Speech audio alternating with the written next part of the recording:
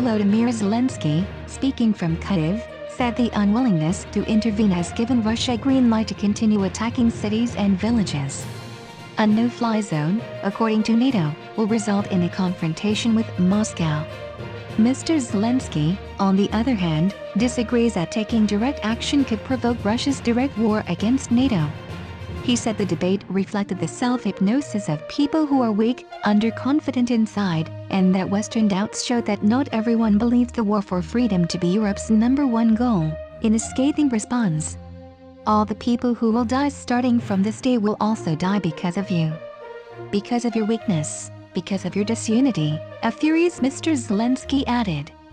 On Friday, NATO's Secretary General, Jens Stoltenberg, warned that the introduction of a no-fly zone could lead to a full-fledged war in Europe involving many more countries and causing much more human suffering. As Russia's invasion of Ukraine enters 10th day, Moscow's forces continue to heavily shell many cities. In the southeastern port city of Mariupol, the city's mayor has said that residents are under a blockade after days of ruthless attacks from Russian forces, which has seen power and water shut off to the city's 450,000-strong population. "All of the individuals who will die starting today will die as a result of your actions. Because of your inconsistency, because of your weakness," Mr. Zelensky, enraged, added. The creation of a no-fly zone, according to NATO Secretary General Jens Stoltenberg, could lead to a full-fledged war in Europe involving many more nations and generating far more human suffering. As the 10th day of Russia's invasion of Ukraine approaches, Moscow's military continued to shell various cities fiercely.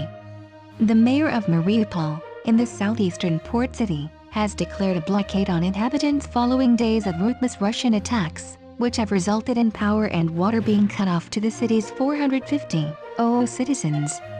"The city is just being devastated," according to Vadim Boychenko, who tweeted on the Telegram messaging app that officials are prioritizing the implementation of a truce so that we may restore key infrastructure and set up a humanitarian corridor to send food and medicine into the city. A vast convoy spanning 40 miles, 64 kilometers, has halted outside Kyiv, but the Ukrainian capital has come under renewed attack, with explosions caused by heavy shelling heard in the city center. Unconfirmed reports of new fighting in the northeastern city of Sumy on Saturday, as well as rocket assaults on the railway station in Ukraine's second city, Kharkiv, which is located above a metro station where city people are sheltering from shelling, and in the northern city of Chernihiv. Linda Thomas-Greenfield, the U.S. ambassador to the United Nations, has warned that Russian forces had pushed to within 20 miles, 32 kilometers, of Ukraine's second-largest nuclear site. Her remarks come after Russia's strike on the Zaporizhzhia nuclear power station on Friday, which she described as a dangerous new escalation in the invasion. Reports that Russian troops attacked the plant were denounced by Moscow's ambassador, Vasily Nebenzia, as lies and disinformation. Meanwhile, some Western media outlets, including the BBC, have suspended operations in Russia as a result of a new law approved by President Vladimir Putin that would inflict prison terms of up to 15 years on those accused of propagating false news regarding the conflict in Ukraine. The BBC's Director General, Tim Davie, said the law appears to criminalize the process of independent journalism in Russia, while The Washington Post announced it would remove bylines from articles authored by its Russian reporters. It comes as Sky News broadcasts dramatic footage of their correspondent Stuart Ramsey being shot outside Kyiv.